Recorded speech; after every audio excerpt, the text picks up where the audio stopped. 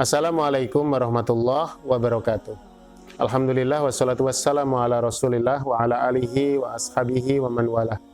Kaum muslimin dan muslimat yang dimuliakan Allah, alhamdulillah kita akan kembali melanjutkan kajian tafsir surah Al-Kautsar pada ayat yang ketiga, yaitu pada firman Allah Subhanahu wa taala, inna syani'aka huwal abtar.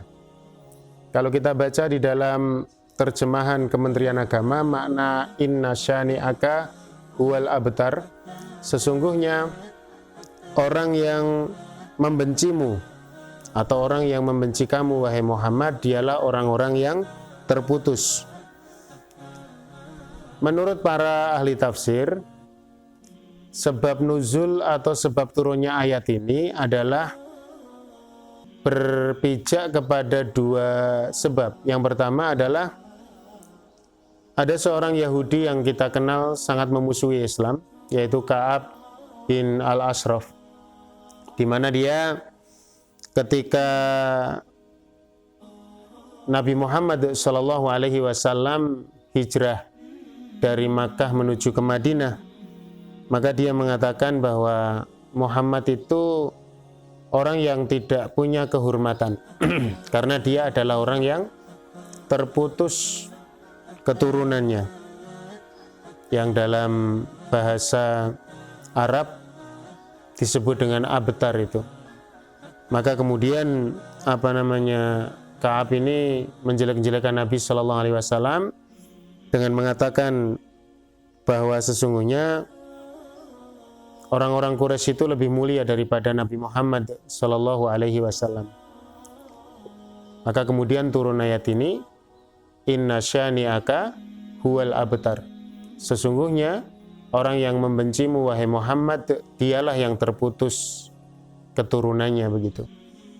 Tetapi ada satu riwayat yang lain yang juga disebut oleh para mufassirin, yaitu berkaitan dengan kisahnya seorang yang namanya Al-Asi ibn Wa'il, yang kisah ini juga lazim kita dengar, yaitu ketika Nabi Shallallahu Alaihi Wasallam kehilangan putra beliau Ibrahim, yang merupakan putra hasil pernikahan beliau dengan Maria Al-Qibtiyah. Maka setelah wafatnya Ibrahim ini, Al-Asi ibn Wa'il ini menyebut Nabi Shallallahu Alaihi Wasallam dengan sebutan Al-Abtar ini, atau orang yang terputus keturunannya.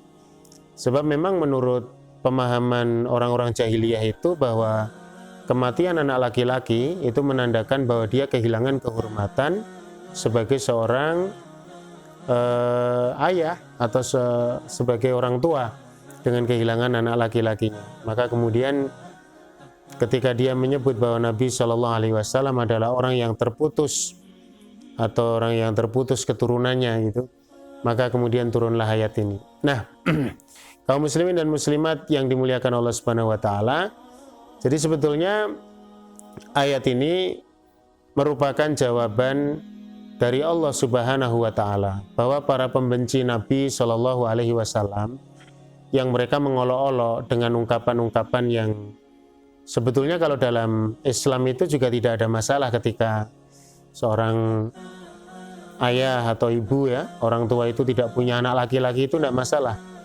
karena ada kehormatan juga ketika mereka memiliki anak perempuan.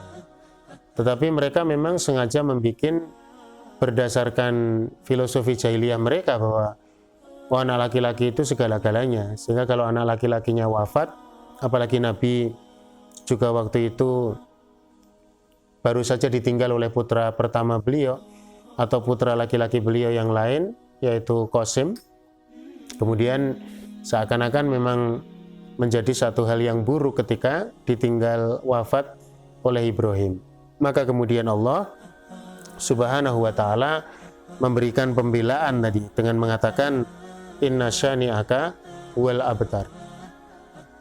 Tetapi memang makna abtar ini di dalam catatan para mufassir tidak hanya tertuju kepada terputusnya nasab atau terputusnya keturunan saja. Kita pernah mendengar ada hadis Nabi SAW, kullu amrin dzibalin, la yubda'u bi basmalah fahuwa abtar. Setiap perkara yang dia memiliki nilai kebaikan yang tidak diawali dengan bismillah atau dengan bismillahirrahmanirrahim, maka dia abtar, terputus. Maksudnya terputus dari rahmat atau terputus dari kebaikan. Nah, maka memang makna abtar ini sangat banyak, tapi yang pasti di antara kesempurnaan daripada nikmat yang Allah Subhanahu wa taala berikan kepada Nabiullah atau kepada Rasulullah Muhammad sallallahu alaihi wasallam, inna a'tainakal kautsar fasholli li rabbika wanhar inna syani'aka huwal abtar. Sesungguhnya orang yang membenci kamu lah wahai Muhammad, mereka yang terputus tadi. Jadi secara khusus bisa jadi yang terputus ini tertuju kepada Ka'ab bin Al-Ashraf atau kepada Al-Asi bin Wa'il. Meskipun nanti ada catatan juga Al-As atau Al-Asi bin Wa'il ini kalau terputus keturunannya tidak, karena dia punya putra laki-laki. Bahkan putra laki-lakinya ini kelak menjadi sahabat yang mulia ya.